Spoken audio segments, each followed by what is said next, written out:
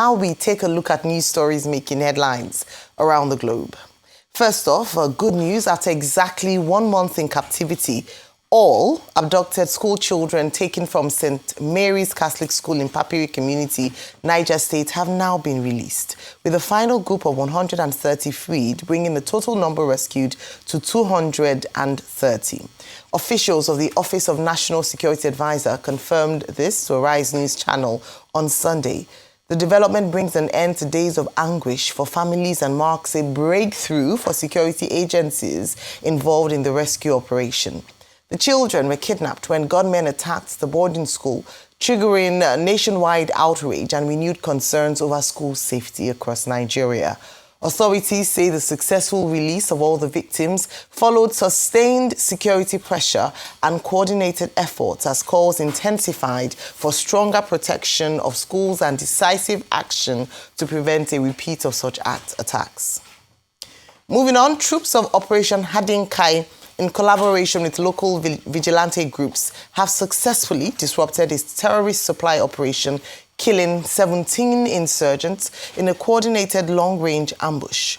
The operation was carried out in the early hours of December 21, 2025, as part of ongoing kinetic operations in the northeast. Arise correspondent Ihotu Odo reports. The fight against terrorism continues to record significant gains as troops intensify offensive operations across the northeast region of Nigeria.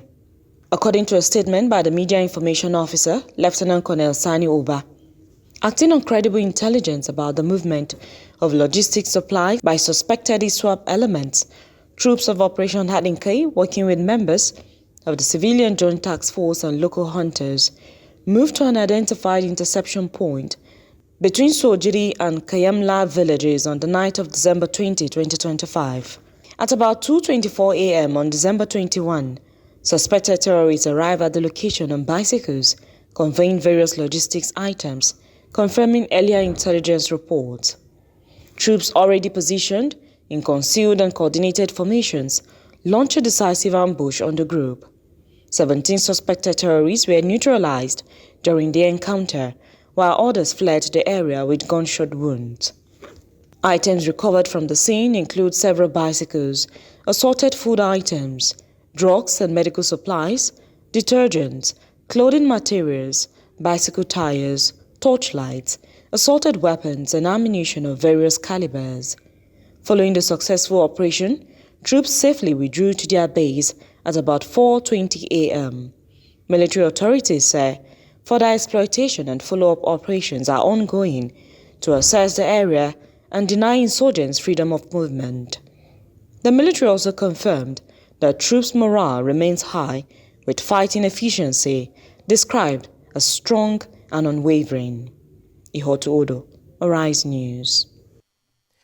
Furthermore, United States congressmen on a fact-finding mission to Nigeria say their visit shows the country needs practical engagement and military boots on ground.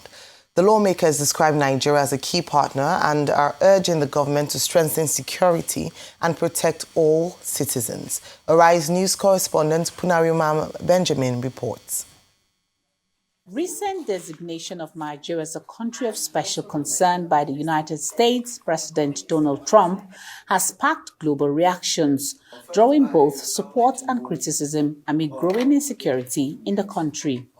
Now, visiting members of the United States Congress say Nigeria requires international support while calling on the government to adopt more effective strategies in addressing terrorism and religious-motivated attacks. There's a lot of different programs that could be looked at, and I think that really is going to be the focus. But the president has to develop his options. The Secretary of War, others within the government have had to develop their options for the president as well. I do support the CPC designation. I had called for the CPC designation before the president had put that in place.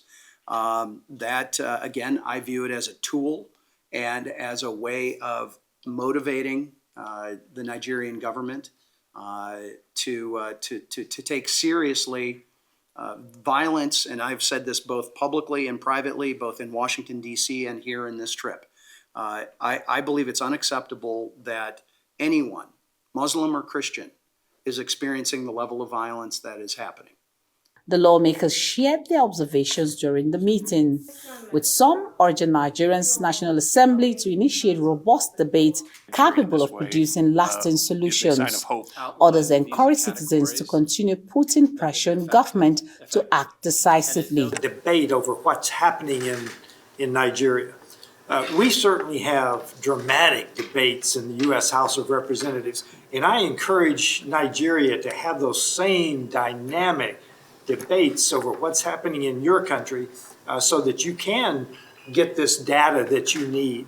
You can figure out what the truth on the ground is. So I just encourage vigorous debate in Nigeria.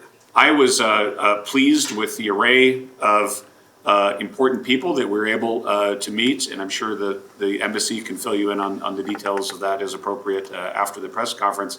But the array, and that there was an acknowledgement of gratitude towards President Trump and the United States for elevating this issue. It was seen as a positive, and that there was a recognition that it's a serious issue and that there needs to be a concerted effort from within Nigeria to deal with this issue. But we have shoes on the ground, and I think there's a case to be made for more shoes, more focus and resources on the challenges that this democracy is facing, because we want to be helpful. Questions were also raised about United States visa restrictions on Nigerians. In response, the U.S. ambassador to Nigeria says the measures are strictly for border security purposes and do not signal a withdrawal of relations with Nigeria. U.S. borders and protect American communities and citizens. And that requires making sure that we have a credible source of information here in Nigeria when we make visa decisions. The presidential proclamation that you're referring to goes into effect on January 1st. It does outline the visa categories that will be affected, and it notes that certain exceptions do exist, and that certain visa categories can still be issued, such as official visas, diplomatic visas, visas for those going to do religious work. Many Nigerians hope that increased global attention on the country's security challenges will translate into concrete actions and ultimately bring an end to the ongoing insecurity. Punarman Benjamin, Arise News. All right, this morning, as expected, security and security successes recorded over the weekend dominates the news for good reason. And so, Rufai, your take on this story. First of all, really glad to hear that 130 school children have now been released in the second batch of students evacuated, as some reports put it. After negotiations with bandits. Your take on these stories, Rufai? Released after negotiation with bandits. Till date, we don't know the terms of the release. So it goes back to the allegations, I think it was by El Rufai that said bandits are being paid. We've also had military operations in this country by the Americans that happened in Katsina, where they released someone that was abducted and they actually killed the bandits. For good measure, the bandits are still roaming around. They are still free. All right? Yeah. So with this negotiation, is it that we're robbing the heads of the bandits? Yes, I know we make the argument, collateral damage, that's what we're avoiding and all of that. But listen to this interesting tweet by Chidi Odonkalu. 315 were abducted. In fact, I think the numbers were about 317, maybe by the calculation. 50 were reported to have escaped. 100 were said to have been released in the first summit. Another 130 now. Total 280. Have we accounted for the rest? 35. Yeah. So there are still many questions around. Yeah. But at least we're happy these ones can come home and celebrate for Christmas. But the question I'd like to ask this government is, what about the people in the church that were taken in Kogi?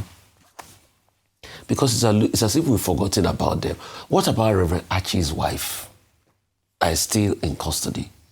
What about the other people that have been kidnapped around Kogi, Lokoja, the expressway? What about travelers? Are we going to be able to account for them? So it's not just about, some have been released and the Kebbi girls have been released. Can we collectively account for all of them? And that's why, for the second time, another delegation from the Congress came, and I'm happy Arise TV got another exclusive with Osinga. And they are saying, yes, we'll not put boots on the ground, which I think is not even plausible. I mean, nobody will support America putting boots on the ground. In fact, it's not even going to be popular there. Yeah, but we want to work with you. But when we are working with government, is there going to be a level of sincerity? That's just it. Because we can't be talking about releasing people and we're not having any level of sincerity. Sincerity around what, for instance, you'll ask me, Ira? Sincerity around even these people released. What threshold? So if they even give you intelligence to fight or kill these bandits that harass people or that arrested these people in Kwara and the likes and in Niger, because you're already in rapport with them, would you go ahead and kill them? That's what we're talking about, sincerity and complicity. These same people that the federal government negotiated with, that they were so sure, to the extent that the National Security Advisor was even telling us that, don't worry, your kids are safe. And it was correct because negotiations were on. Now that you've brought the people out back, and you were 35 remaining, okay, let's say you finally account for everybody out. If you have the intelligence as provided by America and some other countries that this is where their hideout is, 2 bombs will decimate them, would you kill them? You see, that's why we're talking about sincerity and a way to be able to do it even better. So this hobnobbing and going to bed with these bandits, it has not helped us a great deal. And we need to be able to look deeply how to be able to resolve all of these challenges, because if we don't do it, we don't get out of it. So the Americans have come again. They also went to a church. They have direct access. In fact, part of the things they also discussed in the church, I think General Musa was also there in that church. And General Musa has also, spoken to the Christian leaders. There's been a lot of interfaith conversation. The question is, we need to now protect General Musa, because I'm already hearing some people are beginning to say, General Musa is doing this, he's doing that, he's high-handed, he wants to kill him. No. General Musa is here to be able to solve the problem. Let's not start attacking him when he starts to root out and kill these bandits, like we attacked Ihejirika, like they attacked Ihejirika then. And the people that started blackmailing Ihejirika then, they know themselves. I'm not saying the army should not do anything they're going to do within the bounds of international laws and all of that, but we should be careful. What's the third story again? No, it's all on security, the neutralizing of 17. I'm very happy and kudos to the military as regards that. That's a very good news. If we can keep neutralizing them, keep getting into their hideouts, keep tracking everything that they have done, keep bringing it out to the fore. I'm really excited about that, So, but most importantly, there's a lot more that needs to be done to be able to end all of this. Absolutely. All right, Dr. Martin. Okay, first, let me start with the U.S. delegation. 2 U.S. delegations that have been here. The first delegation led by Riley Moore, who was specifically mentioned by President Donald Trump on October 31 and given an assignment to investigate, along with the chairman of the Appropriations Committee. And then this second delegation, led by Congressman Uzenga from Michigan, Republican. Now, they've been here. They say that, look, they are not here to investigate. They are here, both delegations, to relate with Nigerian civil society, political leaders, religious leaders, on a fact-finding mission to at least have the evidence of their own eyes. Now, Riley Moore told us that he will submit a report to President Jonathan. I said President Jonathan. Well, that's the main president as I know. That he will submit a report to President Trump in January to say this is what we have seen. But he has already said a lot on social media. And now this delegation that is also now here, meeting with all the major stakeholders, now had a press conference. They were so confident that they will hold a press conference. Now, what do I see from, a putting together of the 2 delegations? One, that the United States, as Ambassador Richard Mills, who is the man in the saddle at the moment as U.S. Ambassador to Nigeria, said, he said, look, the United States is willing to continue to engage with Nigeria And that the whole idea is to continue to engage with Nigeria in terms of cooperation, partnership for progress on both sides. I think that we should note that point. Two, the two delegations that have been here relating with constituency stakeholders, they have both also said, more or less, and it was Uzenga who made that point, that look, the Nigerian situation is complex. What you see in the North Central, Middle Belt region is not what you see in the Northeast. And it requires not single narratives, which was a point that was further amplified by Congressman Self. There's one congressman who was part of that delegation, that his name is Self. And then you also have, all of them, collectively, Richard Mills, Self, Uzenga, and others saying that, look, from what we have seen and what we have had, we think that this is a more complex situation, but the residual point is that Nigeria is important to Africa. Africa is important to the world. If Africa does well, the world will do well. So it's important to see it in terms of what Richard Mills calls the bipartisan approach that the United States has used. Another important point made by Uzenga, who was leader of the delegation, that's why I keep repeating his name, is that America does not say they want to have boots on the ground. That what America is saying is that there is a particular problem in Nigeria. Can we encourage dialogue? Can we encourage debate? That was the word that Self used. And to say, look, can we have a discussion so that things can move forward? However, what I see here is that with all the efforts made by the Nigerian government and also the efforts made by the Americans to see things on the ground, the main thing that this is all about is that America does not want to forsake Nigeria. America just wants to get involved with Nigeria. Nigeria being the most important country, as I've argued before, in the triangle in Africa, Egypt, Nigeria, South Africa. And the Americans have seen geopolitically that they are losing the game. Russia is taking over the Sahel region. China is making inroads. Nigeria is important to them. And we should look at it in terms of that geopolitics for the benefit of students of international relations. So I think Nigeria has done well in terms of diplomacy. But Nigeria should not rest on its oars. Riley Moore, congressman, told us that, look, at the end of the day, he's going to write a report. He said Donald Trump, who is still going to take the final decision.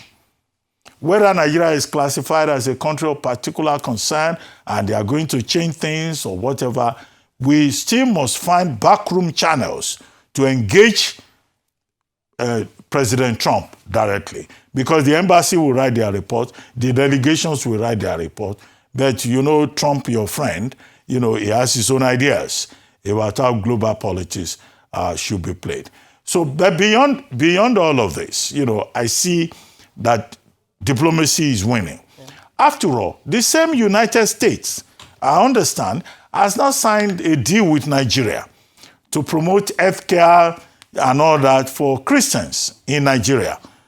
So that is going to come, if you look at the details, in terms of investment in Nigeria, in terms of cooperation with Nigeria, in terms of partnership with Nigeria. Those keywords that have been used and the realization that Nigeria is important is a step forward. But let's wait when all the reports have been submitted and President Trump takes his decision. As for the children who have been rescued, we don't even know the exact number. Yeah. We were told initially that there were over 250 staff and pupils. Okay? Yeah. People who how do we have a country of people who claim to be intelligent, big, they will be carrying themselves like a poppycock all over the place? Look, we don't even know the number of people that we have in this country. Even if it is 250, 250 will disappear. Over 250 will disappear. Human beings, so not animals. So in some other countries, if one animal disappears, they will account for it. I think it is disgraceful that Nigeria will be speculating about the number of people who disappeared. However, we are now told that no people is left, no staff is left. We have retained, we have been able to rescue 230 persons. I think 50 of those ones escaped on their own, according to the Christian Association of Nigeria. Yeah. But whatever it is, nobody should be abducted in this country. We congratulate with the families that have their people back, but the main point is that all of us should be safe, as President Bola Ahmed Tinubu pointed out. Now there is a conundrum. You have people disappearing from Kebbi, the Muslim pupils from the school in Kebbi. They were rescued within 1 month. Then in Niger State, in Papiri, Christian students disappeared along with their teachers. So is somebody playing a game here? Muslim students, then Christian students. Where will you keep over 250 children and their pupils? And then you will be releasing them episodically. 50, 100, now 230. What kind of thing is that? They should give people the credit for some intelligence. And then in all of this, the people who are supposed to have been responsible for the kidnapping, nobody has been apprehended. The kidnappers, tomorrow they will strike again to play politics with people's lives. That's very unfortunate. So let us look at the underlining, the subtextual issues. You kidnap Muslims, you kidnap Christians. So who is behind this manipulation of people's intelligence? I just raised that by way of questions. But the government can jubilate. They say this is a moment of joy, a moment of triumph. Can we look beyond that triumph, beyond that joy? When no kidnapper, no terrorist has been sanctioned. And that takes us quickly to Operation Adinkai, reporting that they've been able to cut off supply routes for the terrorists and the bandits. Well, traditionally, religiously, editorially, we praise the security agencies when they do well. Okay, so we believe them on the basis of what they have said. But not let this not be some kind of propaganda, because this is a battle, asymmetrical as it may be, as the analysts may have said it is, that Nigeria must win. President Tinubu has promised us that this country must be safe for everybody. He has done well in the area of economic reforms and all of that. He has to do well too with security. It's a subsisting challenge in which area we expect results. Absolutely. So when we talk about issues like this, the biggest things on the minds and the hearts of any well-meaning Nigeria is to ensure that Nigeria works. And pointing out some of the challenges or the issues is part of the work towards ensuring that we're able to build a nation where we can live happily, people can feel a sense of belonging, and we can be prosperous and fruitful. On that note, I'd like to just say, well, very happy that 130 children have been released. This was a call I had made consistently last week, and hopeful that the children will be out before Christmas. Now, let me take us through a timeline. And I think one of the biggest challenges we have in Nigeria is a data problem. When the children were first abducted, there were conflicting numbers around how many children were taken into captivity. We can understand the conflicts because if you go to a number of places today, institutions, schools, some of the principals or head teachers find it difficult at the drop of a hat or off the top of their head to tell you how many students are there. When incidents like this happen, there are varying numbers that come out based on who is reporting, how they've been able to verify who was taken out of the school, and the likes. I recall that initially a number of numbers were put out. The Christian Association of Nigeria had a different set of, in terms of the numbers, it was around 303. The number that had been reported again and again was 315. And to the best of my knowledge, the federal government, the NSA, the security operatives did not deny this number or refute the number of people that were kidnapped or abducted in the school. And that's why today, still a number of newspapers are reporting that 315 students were initially abducted. That then brings us to the question around the mathematics. We have been calculating, and I recall that consistently we've been saying that 165 people, students and their teachers, remain in captivity based on the calculations made initially of 315, 50 escaping, and then a further 100 being rescued. And now with 130 being rescued, we have 280 pupils being rescued. So you can understand why a lot of people are questioning the numbers and the people the numbers that have been released, and why the federal government is saying that all of them have been released. The truth is that until we get an official statement from the government, we might still have these numbers up in the air. The reason why this is important is that recall that on the 21st of November, this year, actually the 9th of November, the kidnappings in Mina happened on the 21st. 9th of November this year, 6 Ministry of Defense directors were going to Abuja for training. 6 of them were abducted, and I recall that their family members reached out. I spoke to their family members, and they said that when some releases happened at a payment of 6.5 million naira ransom each, there was an announcement that all the abductees had been released. But the relatives of 2 of these people, Mrs. Chinwe Emeribe and Mrs. Onwuzurike, reached out to say that actually that wasn't true, that not all were released, as 2 of their family members were still in captivity, who made up 2 out of 6 of the Ministry of Defense directors were still in captivity. What that means is that when you celebrate 6 being released, the other 2 are left unaccounted for, and no more spotlight is on there for there to be action taken. I'm drawing this parallel for us to understand the importance of holding to account when numbers are being put out, because in some cases, not in all, it's not accurate.